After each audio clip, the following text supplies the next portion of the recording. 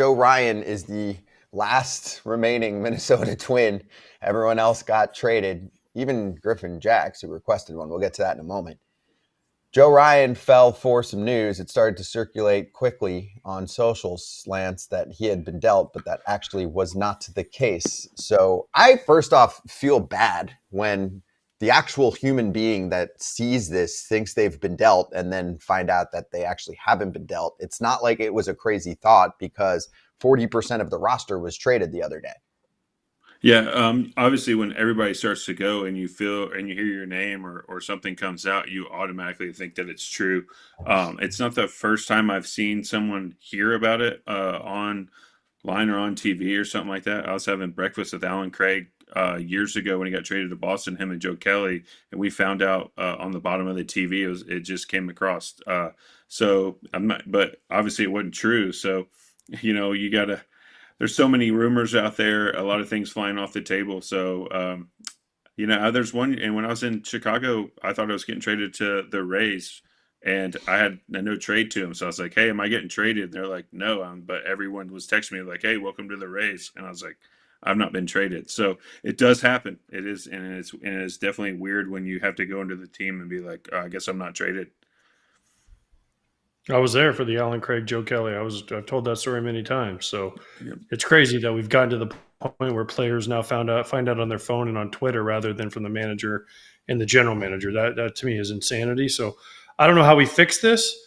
I feel like there's got to be a better way to do this. I don't know what it is, but yeah, finding out on your phone or finding out through Twitter or whatever, and then people getting it wrong. Here's the other problem: people are trying to jump the gun so much because of Twitter and because of social media that they don't actually get the stories right, and they just want to be first. And that's why when you see guys like Ken Rosenthal that usually are almost always 2-3 sources before they confirm something and put it out there, that's why they might not be first, but they're usually right. So we need to figure out a way to also be right before things, because it's going to affect people. And Joe Ryan was probably as shocked as anybody that he didn't get traded because, like you said, Scott, the whole team went bye-bye pretty much except for him and Buxton and Pablo Lopez, who's on the IL. Yeah, I mean, fans aren't necessarily paying attention the way that we are, at least some aren't, but there are certain people insider wise that you feel really good about, and there are others that you wait on for confirmation from the big boys. Let's be real here. There are some superstars in our industry on that front, just like there are in basically anything, right? There are some that are, I would say, seriously more talented and more connected than others. That's part of it. But as far as the solution, AJ, I don't know if we're going to find one because the big boys, the ones who break news, are so good at getting it so quickly that it's almost impossible for a GM to get a deal done and make phone calls to everybody that's involved in the trade. Yeah, but at least call the players. You call the players first, right? Yeah, You but call my the point is players. sometimes, dude, sometimes trade How would like it, gets how would agreed to somebody and insiders crack it right away. How is he supposed to make, how? 5 phone calls and trade deadline? How? Wait, think about this. Trade deadline, the How? Twins, they would have had to spend a day making phone calls to everybody that You they have traded. Scott, you have more than one person in the front office. You don't just have the front office. It takes 30 seconds to pick up the phone. When Joe Kelly and Alan Craig got traded, right? It takes 5 seconds for John Mozeliak to call Mike Matheny and say, hurry up, get Kelly and Alan Craig in the office. We're trading them. It would have taken 5 seconds. Tell them they're traded to Boston and call them later. We're too busy, right? They understand that. Players understand that, but you shouldn't have players finding out. How do insiders find out before the teams, before players? That shouldn't happen. I'm sorry. It should not happen. Yeah, there's a lot of leaks, which I think that's the number one way to clean it up, right?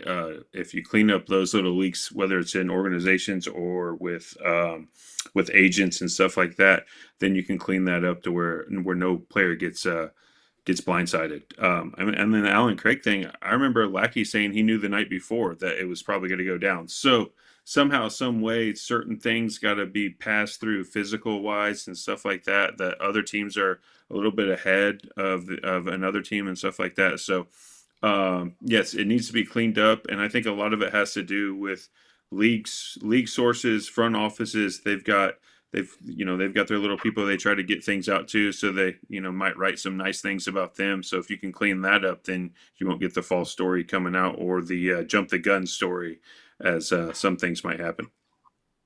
All right, let's get to the other rumor about the Twins from the past week that is in my mind, feel-good story.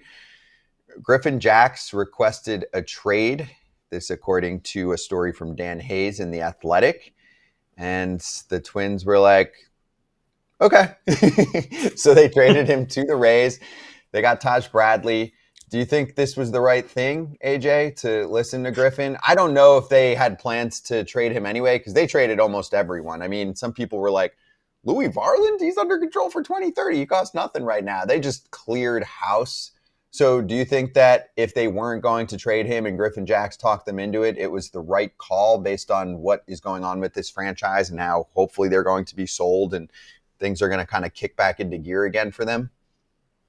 Well, I also think that, remember the Rocco Griffin Jax confrontation they had? Remember, he took him Yeah. out in the middle of an inning, and they're like, "Oh, he's getting traded," and then he gaslit 3 runs. Someone came in and lit the fire for I think 3 of his runs. So I think that had something to do with it. Jax was probably frustrated, and then he saw, "Hey, this guy's gone, this guy's gone, this guy's gone. You get a twin, you get a twin, you get a twin." Everybody was getting twins. He's looking around in the bullpen, going, I don't even know the guy's names down here. So, hey, will you guys trade me too? And they're like, sure, go to Tampa, enjoy Tampa. So, do I think this was the right move? Sure. If someone's unhappy there, then get him out of there. And if Griffin Jax went to them and the Twins obliged and sent him somewhere else, good for the Twins, man. That's all you can ask for a player is honesty. You want the organization to be honest with you. And he went in there and said, I'm not happy here. And they said, okay, we can get some for you. Adios. Yeah, I don't blame him, right? If everybody starts falling off and you're the last guy standing, you don't want to be sitting in the bullpen where you're the only name anybody knows anymore. Especially if you're not going to be in a playoff push and you don't even know what next year is going to look like because everybody's gone. You got a sale of a team. There's a lot of different things going on. So for his sake, it's like, hey, if you're trading everybody, don't forget about me. And he has every right to do that. They have every right not to trade him, but I think it's for them. I think it was cool that they did trade him since they traded everyone else too. Get as much as you can for everybody if you're doing a full rehaul like that, and don't leave anybody out because that sucks to be the last guy left for sure. And he made sure he wasn't. So I give everybody credit for doing the right thing and doing what they thought was right. Kratz, there are a lot of people out there that pay rent and they don't get anything for it. Might as well change that. You can get some rewards for flights, hotels, tons of stuff. With Built, you can earn flexible points that can be redeemed towards airlines, hotels, a future rent payment, your next Lyft ride, and much more. It doesn't stop there. Built is about making your entire neighborhood more rewarding. You can dine out at your favorite local restaurants and enjoy experiences just for Built members every month. They're turning a monthly expense into an opportunity to earn rewards and discover the best that your neighborhood has to offer. Your rent is finally working for you. Earn points on rent and around your neighborhood, wherever you call home, by going to joinbuilt.com/foul. That's joinbilt.com/FOUL. Make sure to use our URL so they know we sent you. Joinbuilt.com/foul. Go for it. Were you surprised? I mean, you were on this team, what, 6, 7 years ago? Yeah, so I think we had 8 guys traded that year, and it was nobody played the way that they were expecting to or wanted to. So I've seen them kind of do it before, but most guys were coming on expiring contracts. So you're always surprised when you see guys get dealt with multiple years of control, but also that might be the time when you can hit on your best package. They got rid of some money with Correa and stuff like that too. So maybe their idea was get as much as you possibly can back for the organization, and then let's figure out how we can spend in free agency to build around. So for me, it's see what the plan is, see where they go in free agency and stuff like that to see where they can jump back into it. And then they also might have saw, hey, we're not going to catch Detroit in the next 2 years, so this is our best time to grab as many players and prospects as we can, and then we'll see where we're at after that. So it's a wait and see. I'm surprised by it, yeah, but it's a wait and see. Yeah, I mean, there's still talent on that team, so it's not like it's a full rebuild. And AJ, I do think they've done a really nice job of building bullpens lately, and they've got a pretty good pitching development machine. So that's one spot where probably some of the guys they acquired are going to be major bullpen factors for them, next year. And I just kind of felt like they were stuck in the middle lately. they weren't allowed to do much to add to the team. We've talked a lot about how hopefully they're going to be sold, and so that's the most important thing. If clearing a little bit of book money is going to help you, then fans are rooting for that over everything else. Yeah, of course. And what did Jim Bowden say the other day? I can find relievers anywhere. I can find relievers off anywhere. I can look at my minor leagues and find 5 relievers, right? He's like, I traded this guy for this guy and this guy for this guy. So relievers are one of the most volatile markets because one guy will have a great year one year, and the next year they're not as good. It's weird, and then the next year they'll be great again. So it's a strange thing with the relievers. But if you're trading them, and the Twins are redoing their bullpen, but they're also sending the message they're not competing this year, probably next year.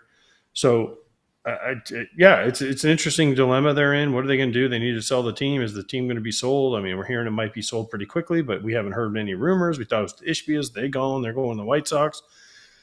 I don't know. Target Field's a great place. Minnesota fans are great fans, and they deserve something better than what they've been getting, which is not a great product the last couple of years.